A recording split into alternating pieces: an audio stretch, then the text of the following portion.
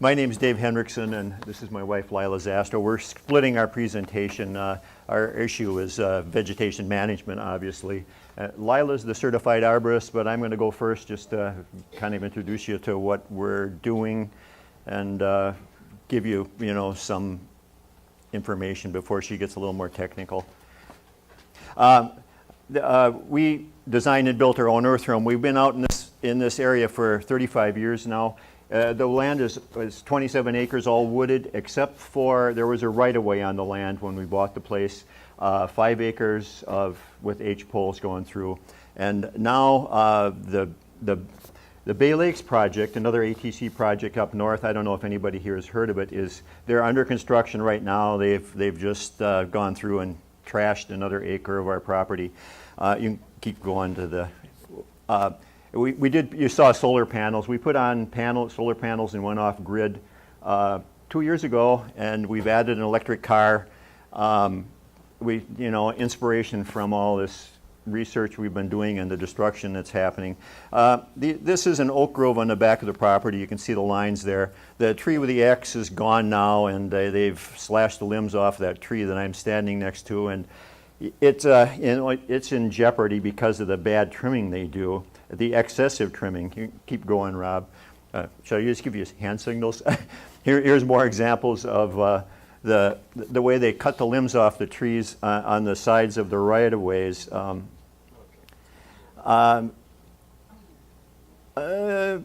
Keep going, and you can see all the stubs they left on the trees, and it is also a wetland. That's why we don't want them to ever spray in there, and that's some rutting they did from changing poles a few years ago, and now those poles are going to come out. This is we've tried over the years. We worked with before ATC came on the scene. We worked with We Energies, and they agreed to let us do the vegetation management, and they just come out and check it, which is a win-win. Because we do the work and they don't have to pay the money. But ATC does not agree to anything like that. You just have to fight them tooth and nail. And this is it's not a great picture, but we have vegetation growing in there that was compatible to ANSI standards and recommendations by NERC and FERC. This is rutting again from the pole change a few years ago. Yeah. Keep going. We'll try to get through this quickly. And ATC has mowed our property in the past. We stopped them once, and since this is all reed canary grass in here, every time they mow, they take everything down to the dirt, basically. So anything that you do to make the property more compatible and sustainable with wildlife, gone every 4 to 6 years on their trim cycles. And in the ruts, we get Canadian thistle and ragweed growing up in there. Keep rolling, I guess. This is an aerial view of our neighbor. This is before they came in and widened our right-of-way. This is what the right-of-way looks like compared to that earlier picture you saw. We don't have an aerial from the air, but they mow everything right to the ground, and you can keep going. And this is to show you that they don't really have to clear everything to put these poles in. In certain instances, I don't know if it's where the public can see it or what, they will leave things. And there's no requirement to do that, and they have many means at their disposal to do construction without destroying everything in their proposed right-of-ways. Keep going here again. This is just pictures of stuff we had growing. Several types of dogwood, and there's always bird's nest in there. There's woodcock in the spring, which needs a little cover. We picked the berries, elderberries and blackberries, and made wine. We make maple syrup. They did cut down some maple trees. We still have some, but it's cutting into our stuff. And here's the process that's going on right now. Well, it's all done. All this stuff has been cleared away. They wouldn't stack the wood on the right-of-way. We don't have any other open land So we had to arrange with the neighbor. They moved all of our wood over to the neighbor, and we have cut through it, but now we have to split it and divide it up. You can keep going. They're opening up. These trees are gone. I believe not all of them. I think this one's gone and everything. This one is one that had its limbs cut off, and all of these ephemerals are going to now be out in the sunshine, and probably not going to be very good for them. Here's another look at the destruction that's gone on, and this was under the power lines. We've encouraged ephemerals too, but also the dogwoods and stuff, and we have a very good pollinator community and butterflies and such. And yeah, that's what it is now.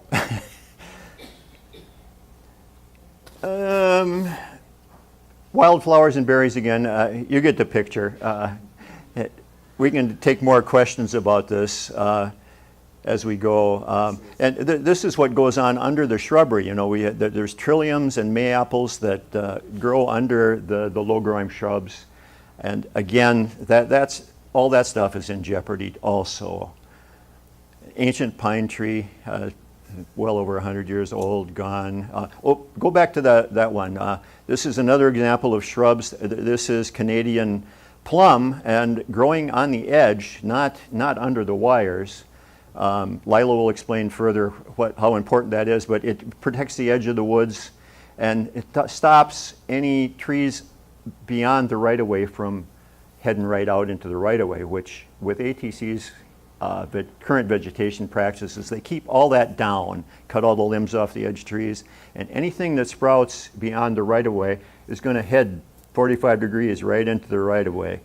And then, and they rant and rave, oh, you can't have this, we got to cut that off. It wouldn't be there if you had a proper vegetation management program. Okay, up again.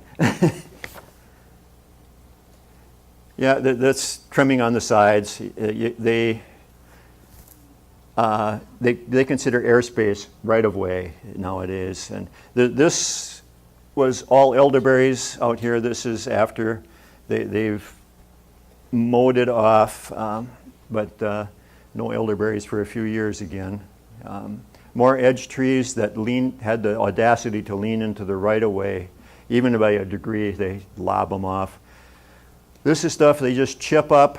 Normally when we cut wood, we usually burn it down to an inch, but they would anything 5 inches or less.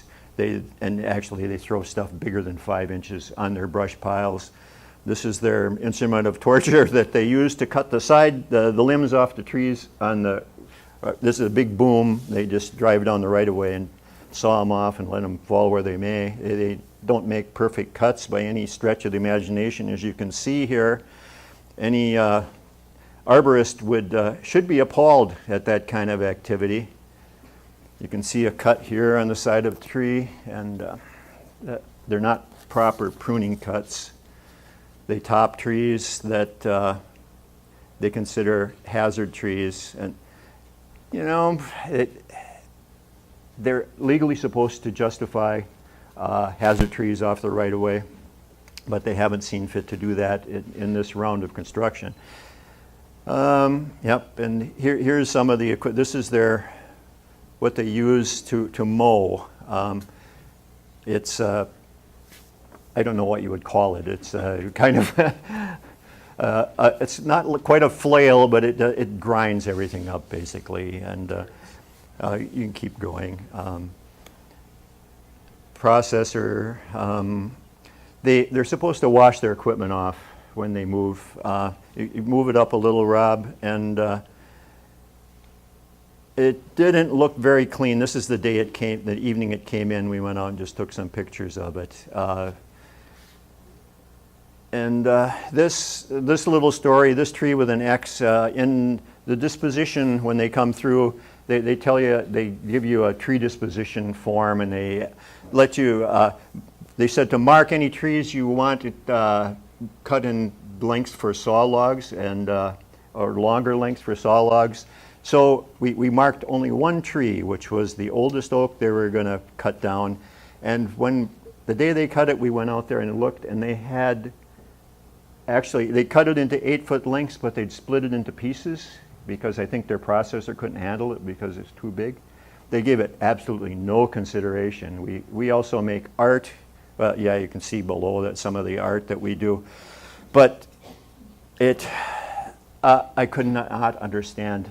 One tree we would mark, and that's the one they destroyed completely.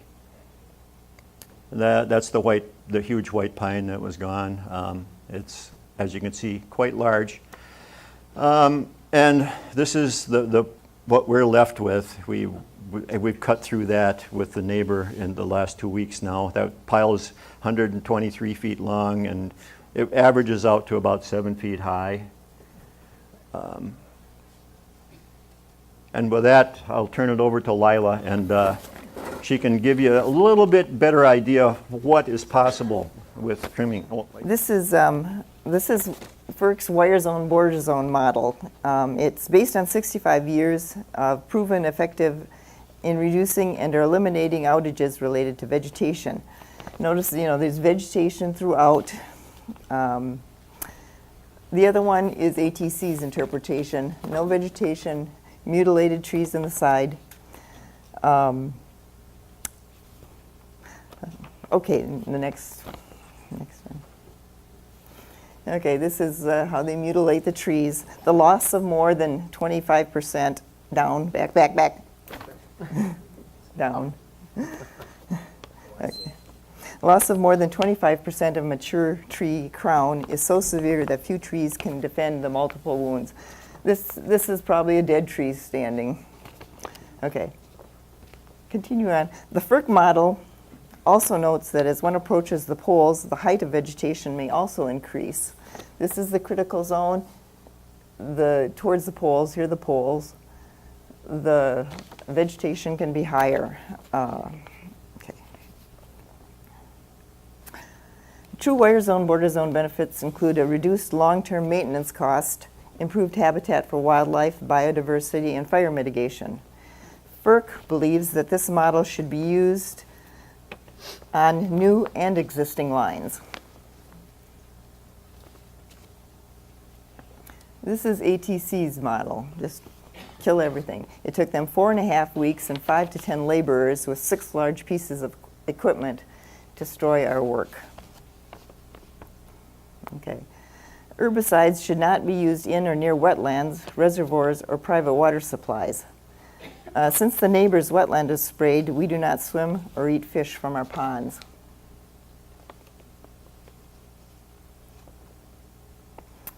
This is, no,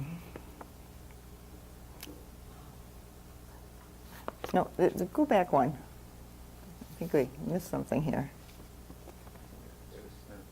Yeah, not there. Okay, well, I'll just read what I have here, and hold on.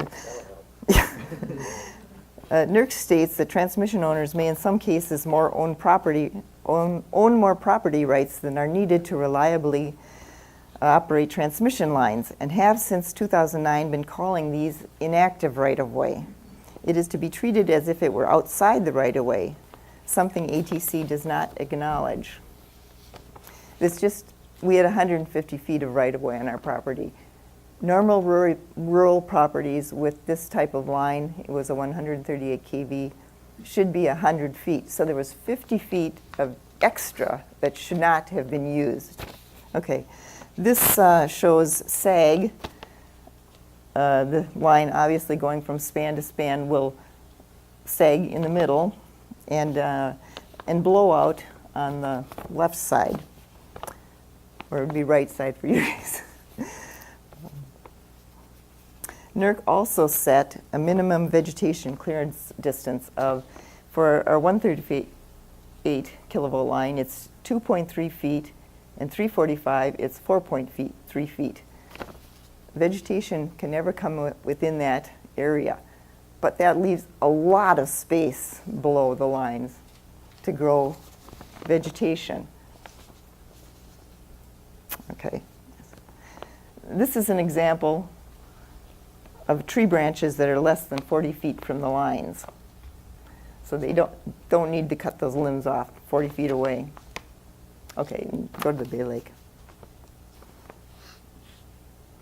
The PSC allows transmission operators to condemn excessive amounts of land for their projects. The figure on the left is the Bay Lake Environmental Impact Statement showing pole placement. Although the 3 lines would easily have fit within the 150-foot right-of-way that was there, according to IEEE standards, they were granted 190 feet. The PSC also knows that the closer the lines are together, they will interrupt the electromagnetic forces. So it's better to have the lines closer together if you don't want a lot of stray electricity. Okay, on the right of here, the poles can be double circuited with room to spare. It's shown, I just double circuited the same space. There are 32 feet between the 2 smaller lines. According to IEEE, they could be as close together as 12 feet. Under new regulations, TOs will be, in the future, be able to bypass the PSC process and increase the voltage to as much as they can fit in within the right-of-way. So that's the plan. Okay, this is CapX 2020, and I put this in here because it shows there are 6 lines within this 150-foot space. So there's 6 lines across. And they couldn't fit 3 lines in our 150-foot space. Okay, next. Transmission operators have been slowly and insidiously pressuring regulators to limit landowners' rights. They do that by making donations to special interest groups. They've changed state statutes. The one I'm looking at here is the statute used to say branches overhanging the facility would not be allowed. Now it just says overhanging branches. So you can see ATC has just, they don't allow any branches within the right-of-way. What they've done is effectively they've moved the right-of-way out 20 feet. So this is where the trees are. They've increased their right-of-way without having to go through the PSC or give the landowners any consideration. Okay, the International Society of Arboriculture is doing the same thing. This is their view, and you can see they've changed it from the one in the original picture, the first picture shown. They are also not allowing anyone who has not worked in the industry for 4 years to qualify as a utility arborist. It was something I studied for and wanted to take the test, but they won't let me be a utility arborist. Okay, one more thing here. NERC also says, now they've put in their fact number 3, the vegetation management approach should use the full extent of the easement. A permanent and absolute tenure of the land with freedom to dispose of it at will. So landowner has no say. ATC has all the say. What can we expect? This is truth in advertising. You can expect that you're going to have reed canary grass on your property, and that's pretty much what they want. They want to kill the trees outside your right-of-way and gain an extra 40 feet either side. We can't expect help from the legislators or Public Service Commission. After receiving numerous complaints from landowners, the PSC promised to study the vegetation management situation. While the study was to include stakeholders, landowners were omitted from the discussion. 3 years later, this study quietly and effectively has been swept under the rug. That's, never mind. Maybe I should just add that we were interveners to the Bay Lake project in front of the PSC, and vegetation management was our issue, and that's the only reason the PSC gave lip service to doing a study on vegetation.